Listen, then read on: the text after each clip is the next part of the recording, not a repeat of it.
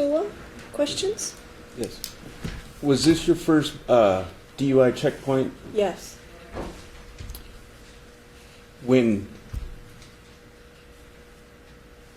you asked me to roll down the window further, did I appear angry? No. When you asked me to get out of the car, did I get out of the car? Yes.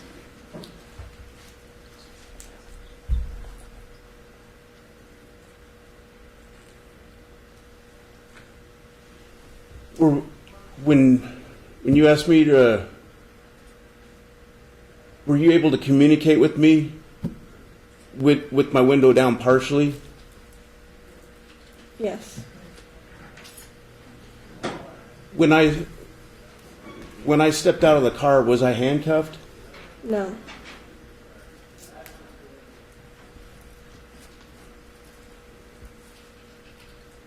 When I stepped out of the car, did I ask why I was being arrested? I don't recall. Did I ask about probable cause? I don't recall what your questions were. Do you recall saying my eyes were red and watery? Yes, I do remember that. That was at the car? I'm unaware if I said it there or while we were talking during the fields area. Do you remember you were the officer that ordered me out of the car? Yes, I do remember that. What was the probable cause that backed up your order for me to get out of the car? Because you would not roll down your window completely.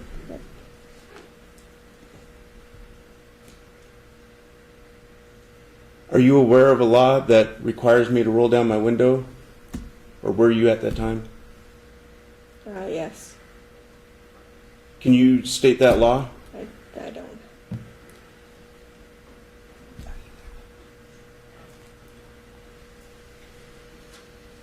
Are you aware of a law that says the window has to go down all the way?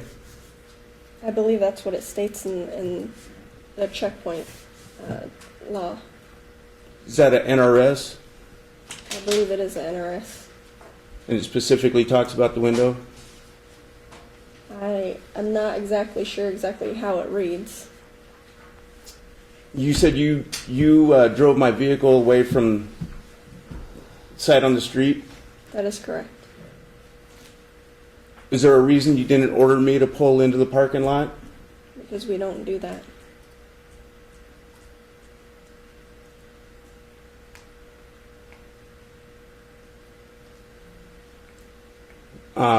When you searched my vehicle, were you searching it incident to arrest? No. What was the evidence you were looking for when you searched my vehicle? I didn't search your vehicle.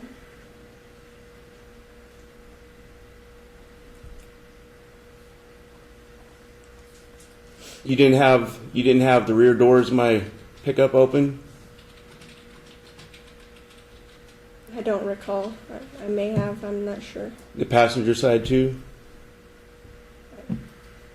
I do not recall. Were other vehicles searched when they were parked?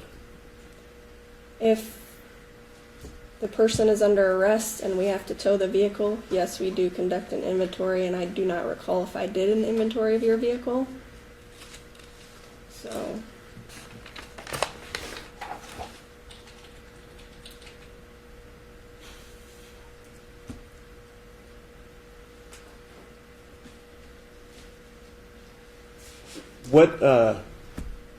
what test did you witness me not comply to with Trooper Bertner?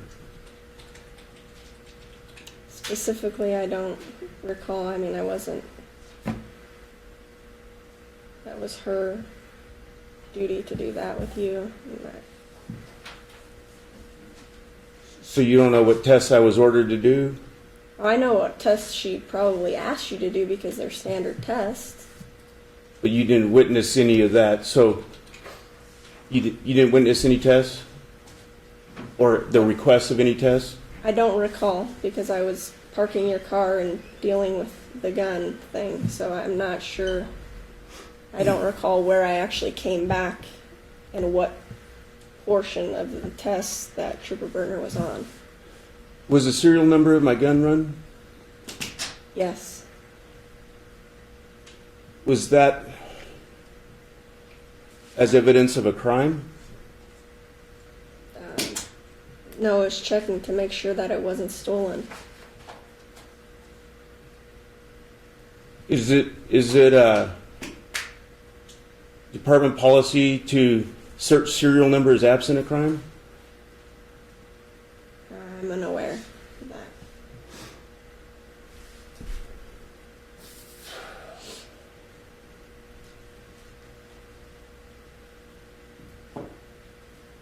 When I was released from the handcuffs, can you estimate about how long it was until I was written a citation? I can't. Have you ever seen a video of my arrest? I've seen portions of it.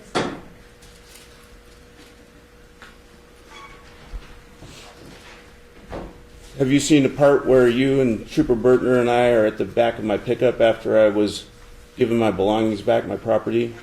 No, I only watched a few minutes of it.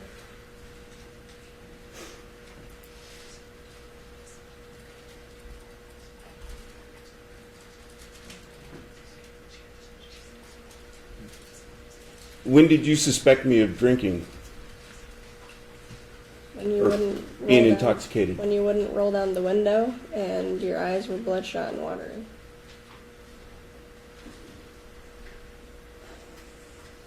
So you suspected me of drinking at the car? Yes.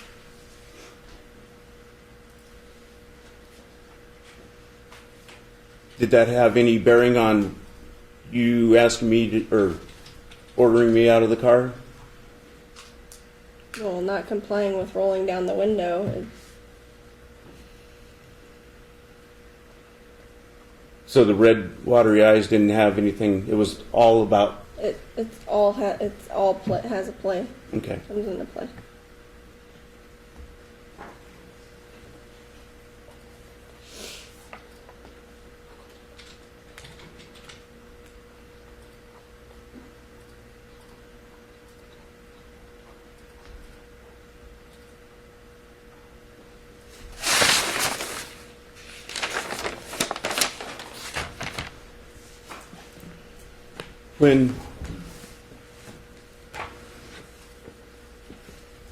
When you ordered me out of the car, you'd already seen my eyes were red and watery. Correct. So you were able to make an observation. Yes, I can see through your windows. Was the window actually in the way of our line of sight? Yeah, because I'm not that tall. Was the window tinted? I don't recall that.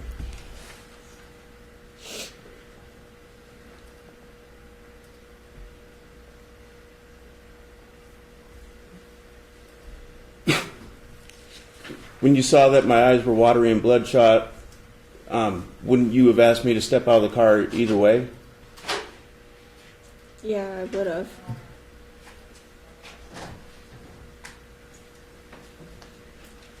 And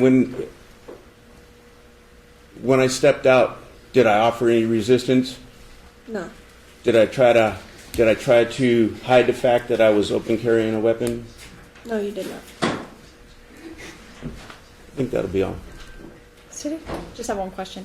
Trooper, when you ask a person to roll down their window at a checkpoint, is that an order? Yes. Is that also a direction? Yes. No further questions, Judge. Okay, thanks, Trooper. Have a seat for me outside. Please don't discuss your testimony with anybody. City? City calls Trooper Bertner. Okay. Okay.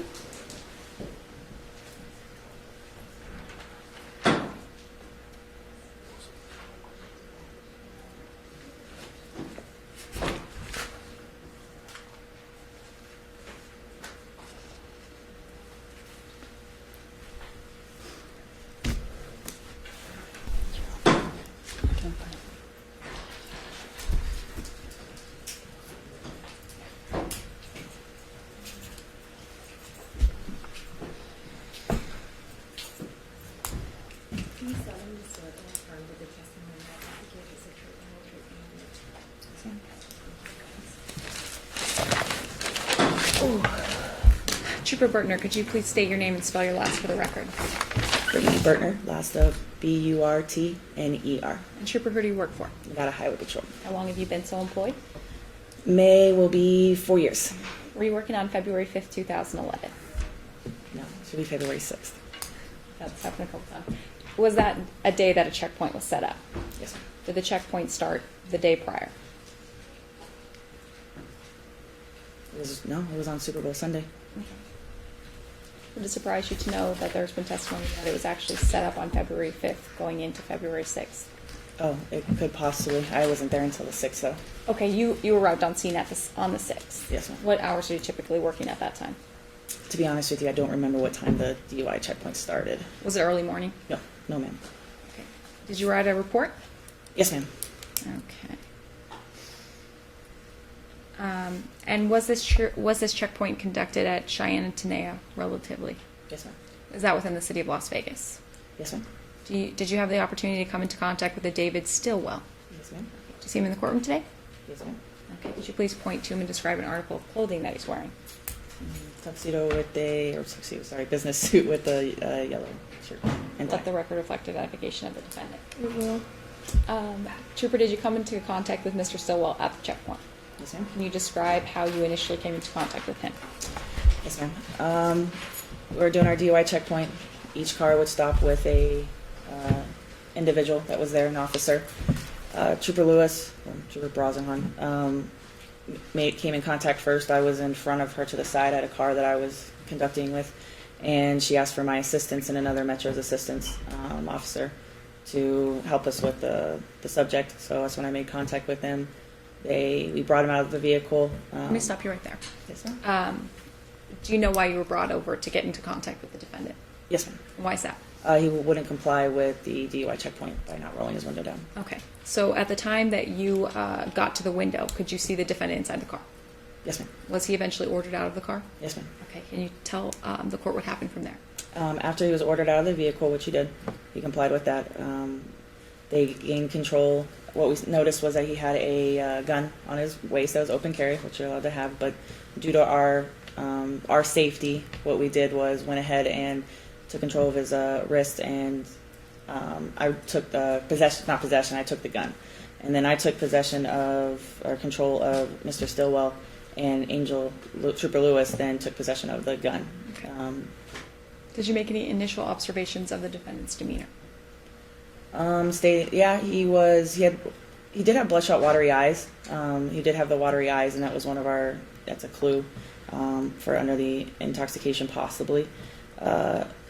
He did state that he had his window down, that it's against his rights. He constantly said those against his violation of civil rights and everything. Okay. After you came into initial contact with him, did you move him to a different location? Yes, ma'am. And where was that? Onto the parking lot it was Cheyenne and Tenaya. We had a parking lot that was designated to do your field sobriety test. We had the DUI van there.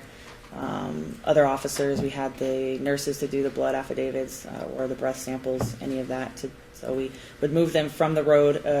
Metro officer or another officer that was close by would then remove the vehicle to that location, so they weren't in the vehicle driving it, obviously.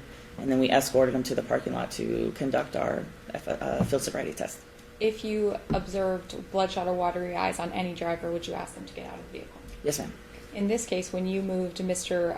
Or the defendant over to the field sobriety location, did he comply with the field sobriety tests? No, ma'am. He wouldn't do any of them. Did he say anything while you asked him to perform these tests? I don't consent to any of this. He also, I mean, it's probably not the exact wording, but to a similar extent that it's against my constitutional rights, but I don't consent to any of the field sobriety tests, or any of that. Are the people that you bring over to that location required to consent with field sobriety tests? They do not have to do the field sobriety test, no.